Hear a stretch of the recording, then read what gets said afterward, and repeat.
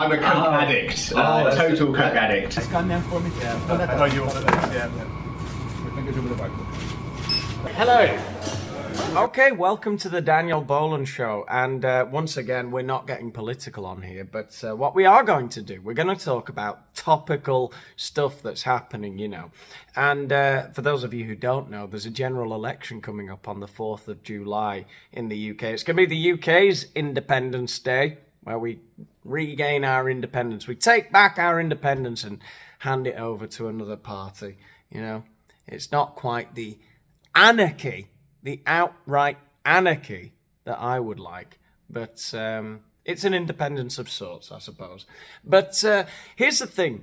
Everybody's on Twitter, on social media, they're all talking about who and why they're voting for which candidate, which party, whatever, blah, blah, blah, blah, blah, blah, blah. Policies here, policies there, you know. Everyone's calling everyone a Nazi or a communist.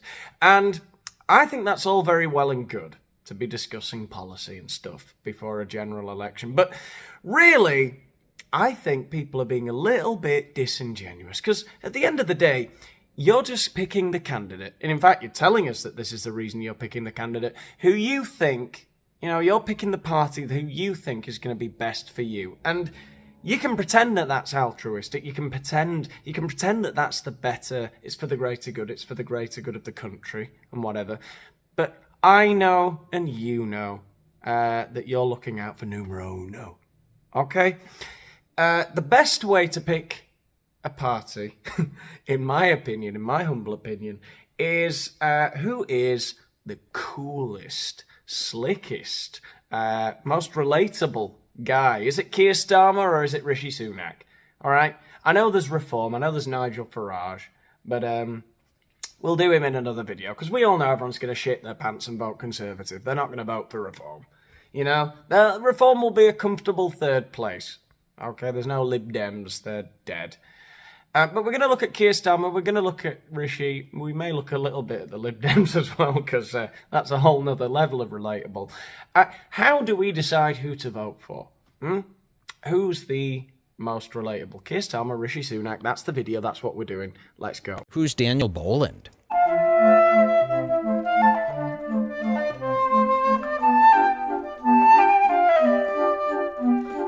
Oh, Daniel Boland, this is a heavy hitter. Do you guys know who this is? So, at the moment, we're in the middle of Euro 2024. And, of course, all of the politicians have noticed that. So they understand that the peasants like the football. And they are heading down to the pubs with their film crews and filming themselves reacting to every goal England score. And it is, you know, it makes me want to die. It makes me want to die because I know as long as I shall live, as long as I have this YouTube channel, I could never be as relatable as Angela Rayner and Keir Starmer and whoever, well, I don't know who that guy is. And that guy, out of 8 out of 10 cats, you know, why did it have to be Sean Locke? I've gone too far, I know, but I did like Sean Locke. And what's that guy's name? John Richardson? Ugh, God. Imagine being a comedian and hanging around with Labour politicians. How absolutely gay, right? And his whole persona is that I'm a depressed northerner with OCD. That ain't funny, all right? Saying edgy words like gay, now that's comedy gold.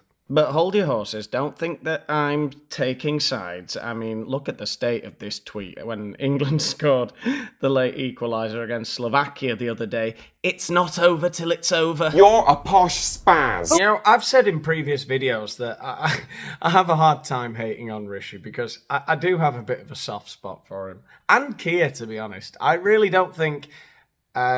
as much as you might dislike their parties or what they represent or whatnot, I don't think they're really bad people, either of them. I honestly don't. I feel like they're...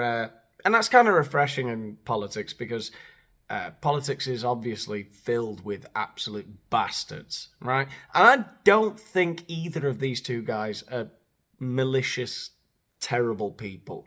And I'm sure there's anecdotes. Prove me wrong in the comments. I'm sure there's lots of stuff you can cite, anecdotes, things they've supported that you really disagree with, whatnot.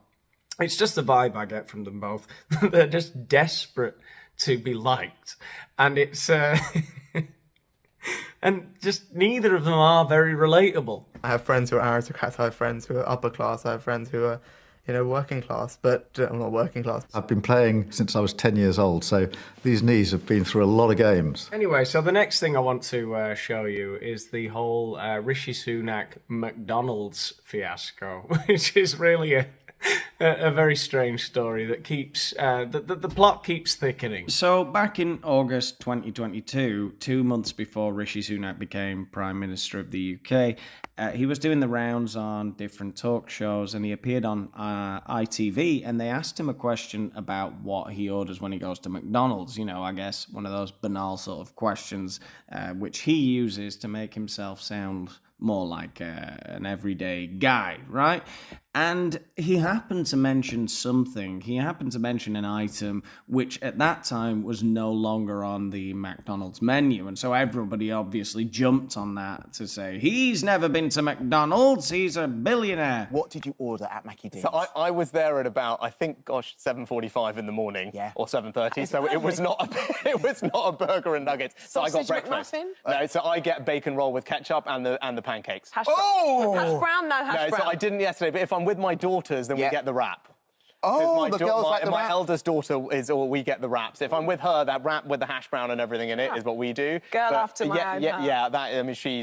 I mean, I didn't think it was a big deal, but, the internet sleuths got a sleuthing, and they quickly realised that the breakfast wrap at the time of that interview had been discontinued for 2 years at McDonald's, and so therefore they all started accusing Rishi of lying and pretending to go to McDonald's. I just didn't think it was that big of a deal. It sounded kind of natural to me. He was saying how he had ordered a sausage roll with ketchup, but that normally when he goes with his daughter he'll get the wrap. He wasn't necessarily speaking specifically about the breakfast wrap, and also it's not beyond the realms of possibilities, of my imagination anyway, that perhaps a billionaire cabinet minister had gone 2 years without visiting McDonald's with his daughter. But whatever. To me, it really says more about the people who are sleuthing around on the internet about that thing. They're like, hang on, wait a second. Don't be confused, peasants. He ain't been McDonald's in, right? You don't vote for him, okay? He ain't eating no breakfast wraps. However, today there was a twist in the tale, and Rishi reacted to this tweet by posting a photo of himself with a McDonald's breakfast wrap. It's back on the menu, and he said, I love a comeback. Now, that could have been a very cute little tweet, wink, wink, I love a comeback, because he's trying to, overturn the results of all the polls in recent weeks, which say he's going to get absolutely slaughtered in the election. But, no, of course, Rishi being Rishi, the Conservatives being the Conservatives, they had to take it a little bit too far, and they filmed Rishi's interaction with the McDonald's workers. So here's Rishi in his element, in his old stomping ground, the Buckinghamshire branch of McDonald's, ordering his breakfast for his campaign team. And some mean-spirited old cynic had to retweet this image and had this to say, "One McDonald's, please." You want this wrap, porridge, bacon rolls, pancakes. Have we got muffins? Breakfast rolls. Right, breakfast rolls, bacon rolls, porridge. Who wants what? This is what you want. What's your favourite loaf? It's a Hovis. It's a kind of seeded thing. We have a whole range of different. We all have different breads in my house. Anyway, if Rishi isn't your guy, if he's not quite relatable enough, then you've got Keir Starmer. Keir Starmer. Did you know Keir Starmer likes Taylor Swift? Oh, we can't get enough Taylor Swift. Swift campaign pit stop. Okay, so he went to a Taylor Swift concert. He's just like me and you, young, hip, with it. Okay, but that's not enough for me. What I want to know is what he learned from going to the Taylor Swift concert. I hope he's got an anecdote ready for when they ask him, as everyone will, because they all want to know, like me, what did he learn whilst at the Taylor Swift concert? Yeah, well, I went to the Taylor Swift concert on Friday at Wembley.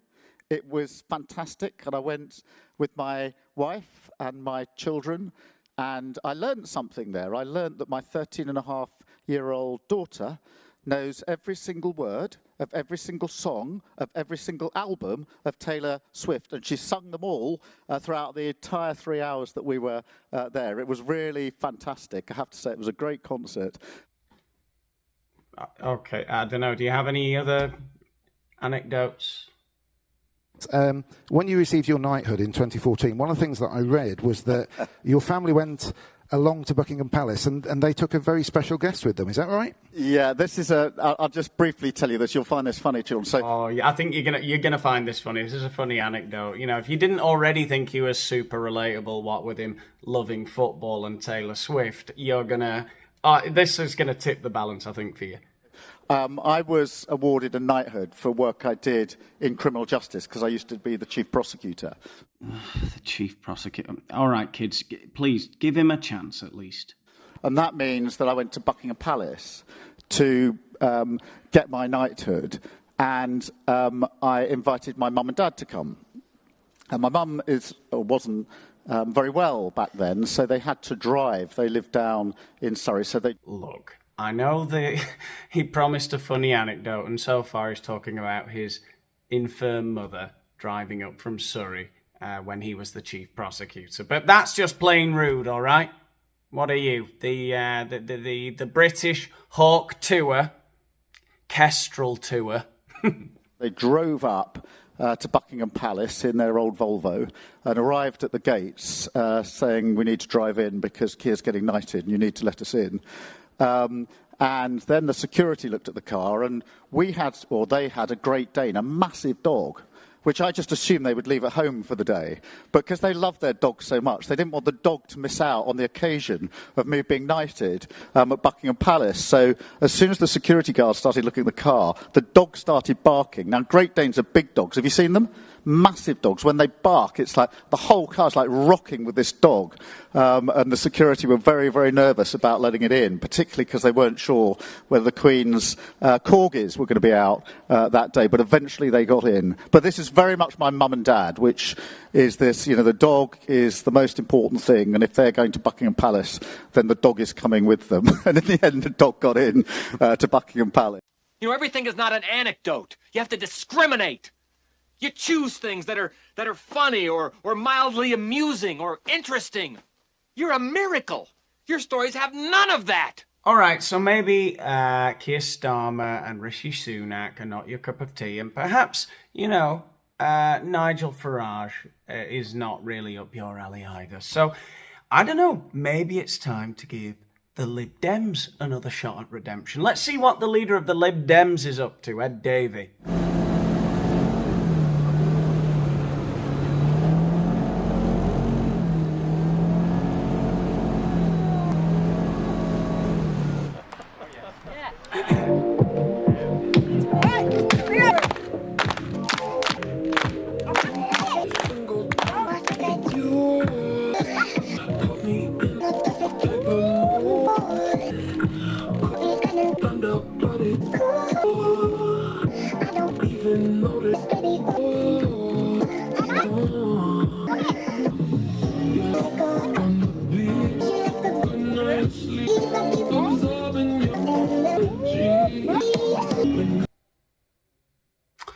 Okay, so, I'll leave the decisions up to you guys. If you've enjoyed today's video, let the algorithm know, and give the video a like. Let me know what you thought in the comments. Share this everywhere. That's the only way we can make this bigger than it already is, which is pretty big. And, if you want to help out with the channel even further, check out my Patreon. We've got about 12 videos up there, more coming soon. And... I'll see you in the next one, because it's getting a bit rowdy out there. It's after 3 a.m. People are all getting anxious to get home to their wives and kids. I'll catch you in the next one. Cue the outro video. Bye. You are fucking, you bloody, you bloody bastard bitch, fuck you, bloody fuck you, bloody fucking mother bloody fuck bitch.